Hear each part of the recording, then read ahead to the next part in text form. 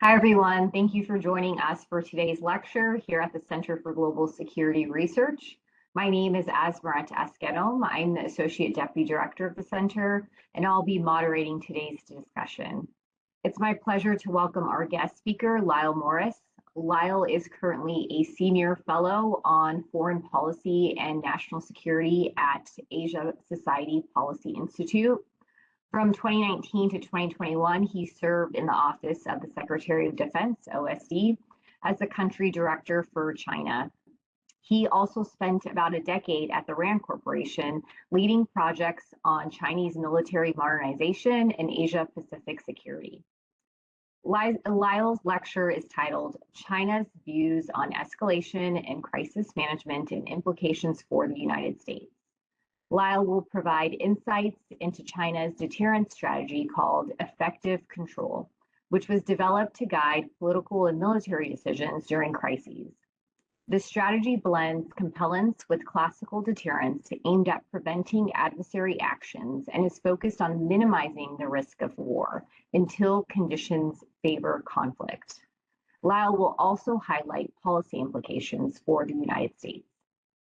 For those that are new to CGSR lectures, the speaker will take about 30 to 45 minutes to give his prepared remarks, and then we'll use the remaining 90 minutes for the Q&A session. Please get your questions ready while Lyle is speaking. Don't wait till the end, so then we can just jump right into the Q&A session. With that said, Lyle, welcome to CGSR, and over to you. Great. Well, thank you to the conference organizers for inviting me to this lecture series. I want to thank Brad as well, the whole team at the Center for Global Security Research.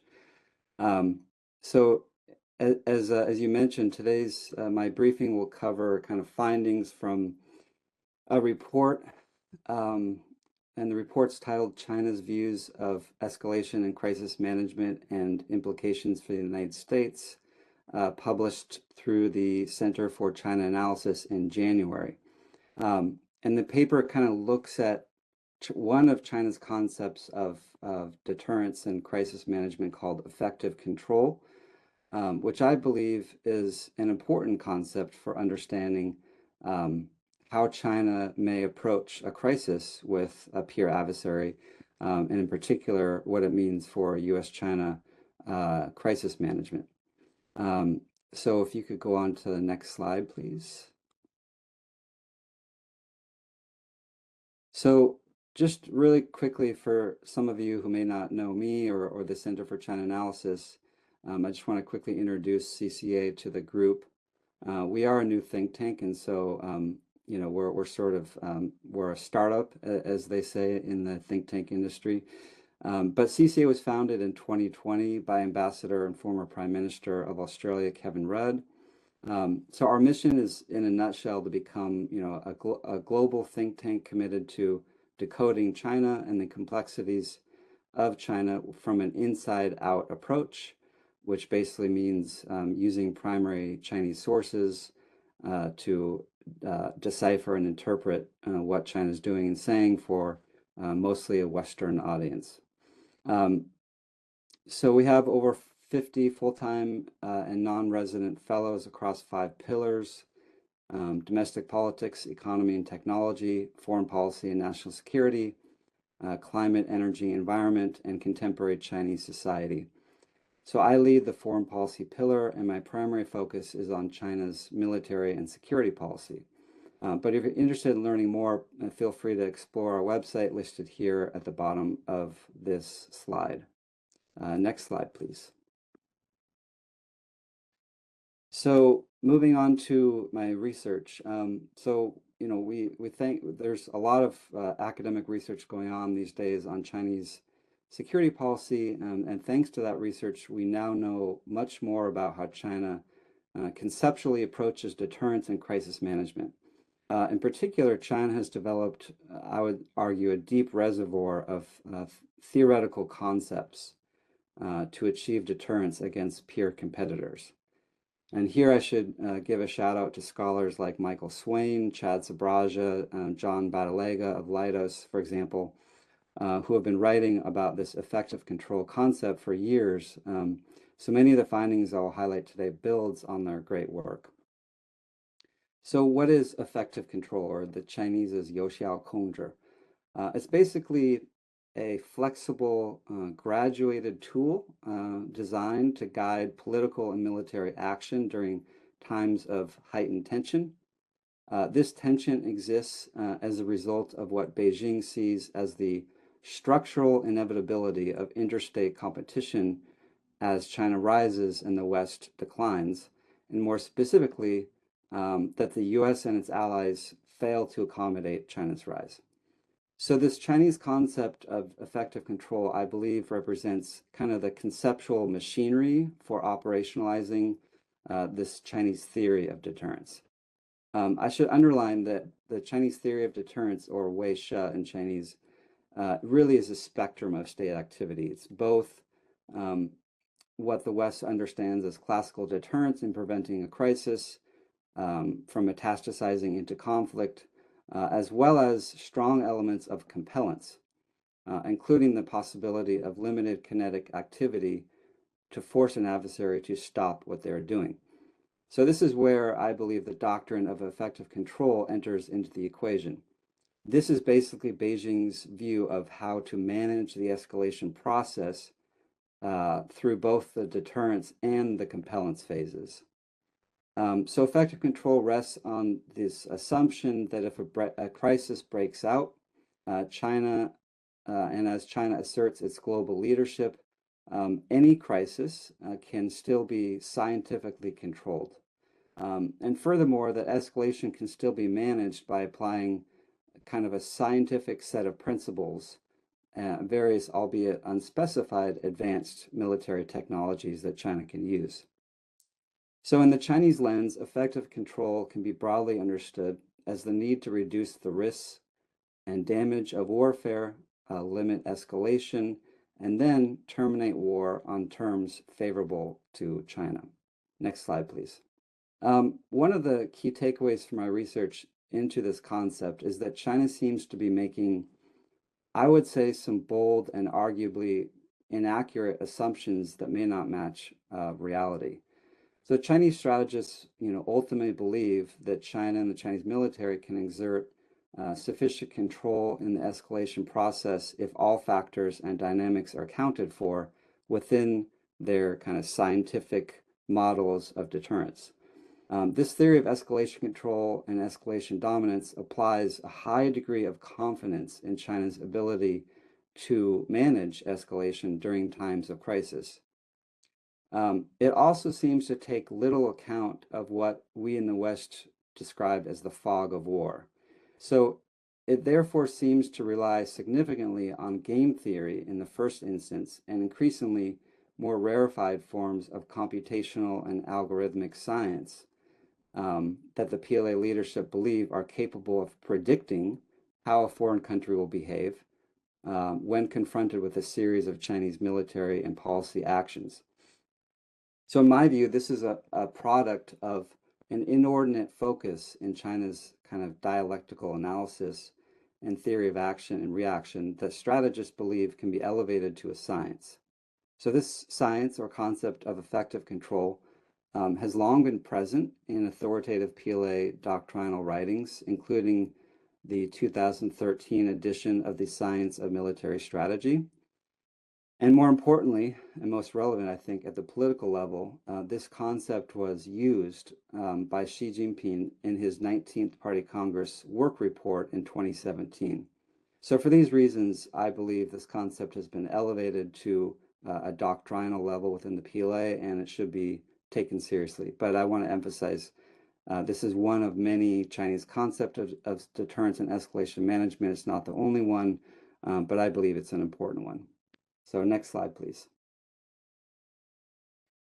All right, so there's getting into this concept. There's four elements of the doctrine. The first is called effectively shape the situation, or youxiao suzhi taishe.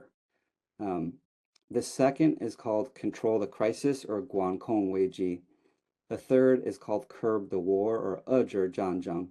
And the fourth is win the war, dying zhanzheng. So I'm going to break down each of these concepts one by one. But the kind of first thing off the bat I want to highlight here is the first two of these concepts emphasize the need to manage escalation before the onset of hostilities. So the priority in these two phases is basically war avoidance. China thinks it has the tools to avoid war, so it's not positioning itself to fight a war. It's really about a defensive orientation to shape the situation favorable to China, but without going to war. The latter two components, curbing the war and winning the war, are about, this is when you get into conflict management and escalation, once conflict has occurred, to limit the downside effects to China and for China to emerge successful.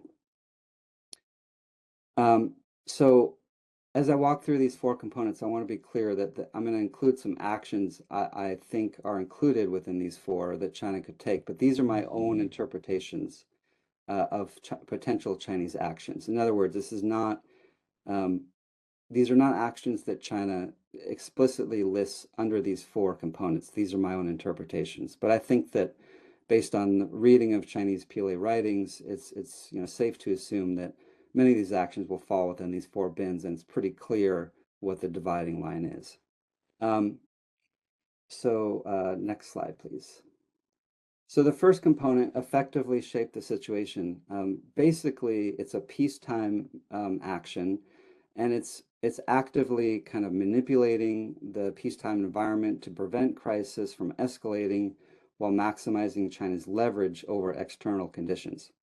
So most of the actions at China's disposal during this phase have already been trialed, I think, and are ongoing today. China's use of inducements, discouragements, dissuasion, and punishments are all well documented. But for the PLA, this includes, planning for a wide range of contingencies during peacetime, using both military and non-military tools to establish advantageous strategic conditions conducive to internal and external stability. For Chinese foreign policy, its role in this phase is to create a perception, if possible, and a conclusion in global and domestic public opinion on where the blame lies for the situation. So this is really important. China is very, I would say, skilled at kind of flooding the information environment to support China's narrative, and shaping the public opinion environment to promote whatever China's position is. We see this a lot in the South China Sea, whether it's China and the Philippines over the disputed islands, and how China, is very strong in its narrative that the Philippines is the instigator. Taiwan is another good example of this, framing Taiwanese President Lai Ching-te as the provocateur, as pushing independence. So it really is about diplomatic signaling and the PLA, preparing to take action. But at this point, it's really a non-military phase of shaping the situation. Next slide, please.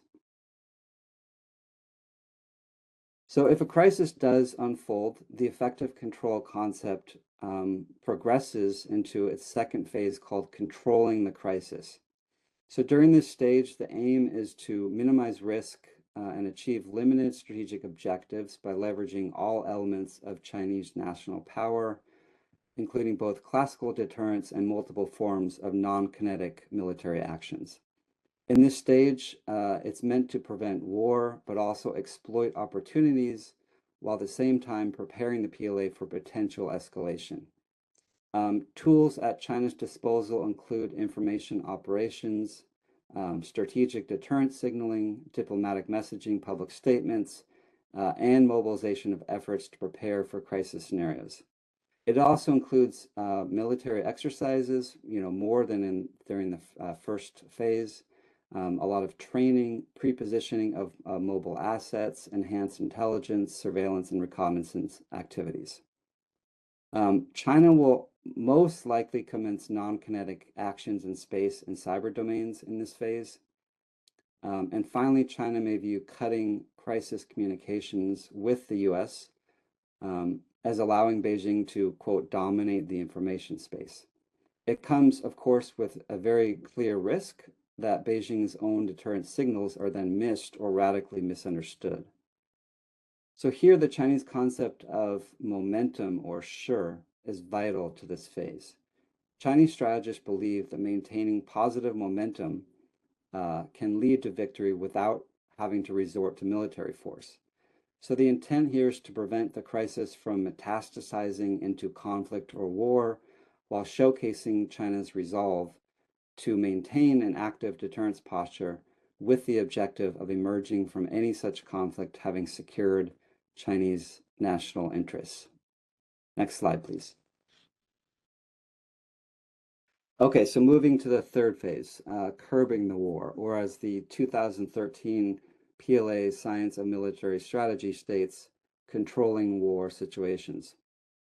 So this occurs when a crisis has basically evolved past a state of peacetime tension and kinetic activity has begun. So here, PLA strategists begin to employ direct military measures, including lethal force, in an effort to bring an end to hostilities and limit the scope of the unfolding conflict. This is where I believe a logical tension arises between the means of controlling escalation through the Chinese lens and a range of less controllable factors that could lead to unintentional escalation on the battlefield. Indeed, this is where an unintended act of deterrence, as conceived by China, could in fact be misinterpreted as an opening salvo of an outright war by the United States. So some PLA analysts argue in favor of, for example, precision air and space strikes at a conflict's outset to deter an enemy from continuing the fight, believing that doing so, for example, crippling an adversary's cyber capabilities, conducting electromagnetic interference against space and network systems, would provide escalation dominance short of outright war. In reality, the US is likely to interpret such actions radically different, and this is where we enter, I would argue, a more dangerous phase where signals can be misread or misinterpreted. For example, we know, according to the Cybersecurity and Infrastructure Agency, that Chinese state-sponsored actor Volt Typhoon was prepositioned to disrupt critical civilian US energy, transport, and water systems in the event of a geopolitical tensions or military conflict. These actions are unlikely to be interpreted, I would argue, in Washington, D.C. as normal acts of Chinese deterrence. Next slide, please. So finally, as the PLA moves to the winning the war component, Chinese war planners shift their focus to achieving victory on the battlefield. They also, however, will seek in this stage to limit any escalation to the nuclear domain. So this concept really is focused on the conventional escalation scenarios and not nuclear. Most of the rhetoric that the Chinese strategists use during these four kind of effective control stages talk almost exclusively about conventional war termination and not nuclear. So I know this audience is focused on nuclear issues, but from what I can find, this framework is focused primarily on avoiding nuclear escalation.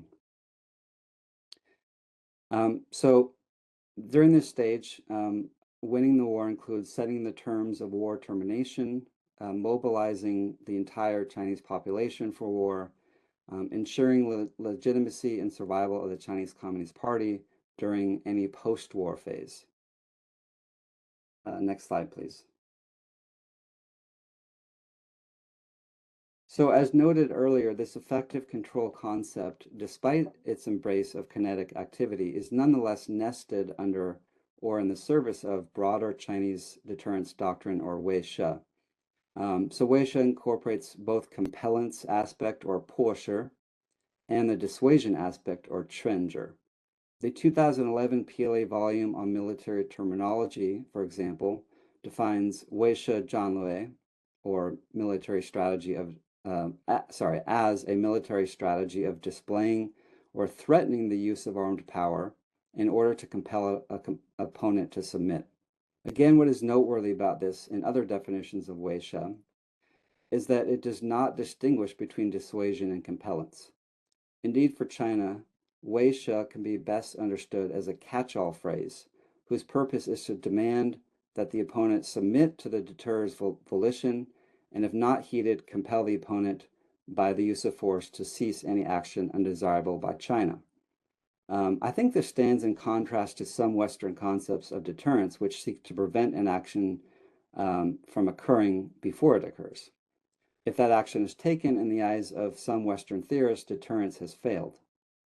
Deterrence then transitions into the entirely different domain of compellence, and under compellence, Western strategists then threaten further harm to the aggressor if these initial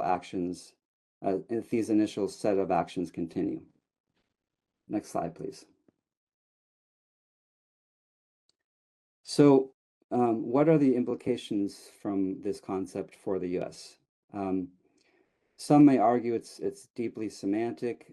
After all, what do terms matter? I would argue quite a lot.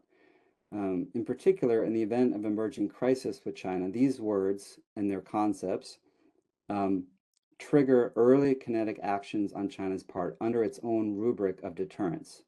Whereas any form of kinetic action will not be interpreted as deterrence by the United States, I believe. For these reasons, the US and its allies must engage China on Beijing's own concept of deterrence, not on how the US views deterrence.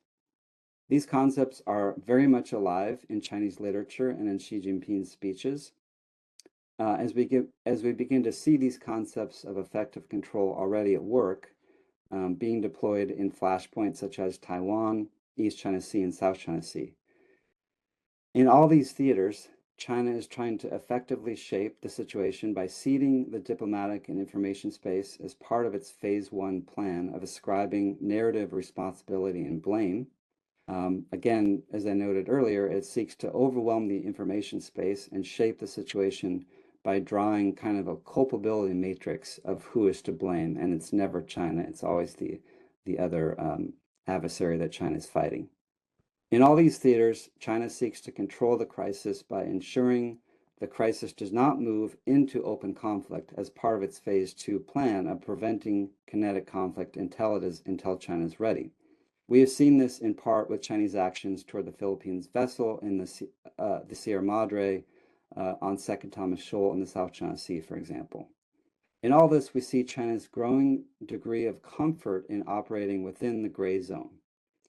We in the West, I would argue, generally are much less comfortable living with friction, forecasting struggle, and operating within the gray zone. I think we're more accustomed to binary conceptions of war and peace. But for China and for Xi, especially, gray zone operations lie in this kind of fluid realm of struggle, what China terms struggle, in which Chinese policymakers are infinitely more comfortable conceptually than their Western counterparts. It is a core part of their dialectic for dealing with the US and the West. So this is why we see China stepping up destabilizing activities in the maritime domain, most notably in the South China Sea. In these areas, China so far, I would argue, has not been effectively deterred. There is danger, therefore, that as a result, we may be fueling a perception within Beijing's doctrinal lens that is gradually acquiring effective control in the gray zone. And here again, I point to the South China Sea as an area where China has been arguably effective. Let me conclude by offering a few pathways forward for the United States. Next slide, please. So first, I think, as I mentioned earlier, we should engage China on their own concepts of deterrence, compellence, and their doctrine of effective control, which bridges non-kinetic and kinetic forms of escalation. Second, at a practical level, I think more work is needed to ensure China concludes that the gray zone, as I mentioned, has costs. By ensuring that China is not confident it has shaped the environment sufficiently nor confident that it can control the crisis, curb the war, and win the war. Third, new responses are needed, including asymmetric responses that challenge that challenge China's capacity to effectively control the United States, its allies, and partners. This includes being very clear with our Chinese counterparts that the US will respond to challenges to our national security interests in the Indo-Pacific. Fourth, more information operations can offer greater transparency in relation to China's operations in the gray zone. I think our task is urgent. China is very much not risk averse. I think China has demonstrated that, for example, through land reclamation in the South China Sea, but nor does China want to risk the outbreak of conflict of war. So our task, therefore, is to compound China's risk calculus so that deterrence succeeds in bringing about continued strategic stability. That concludes my presentation, but if you go on to the next slide before I finish, I just wanted to flag that we, the Center for China Analysis, launched, if you're interested in the PLA, we launched a new newsletter called PLA Watch, and it's on Substack, and it's free. It's a monthly newsletter that talks about and analyzes PLA activities, strategy, and doctrine, and technical writings from PLA scholars. If anyone is interested in subscribing, please reach out to me, and I will put you on the distro. We think it's an important source on PLA writings, and just a quick plug on that. So with that, thank you for your time. I very much look forward to your questions. Thank you.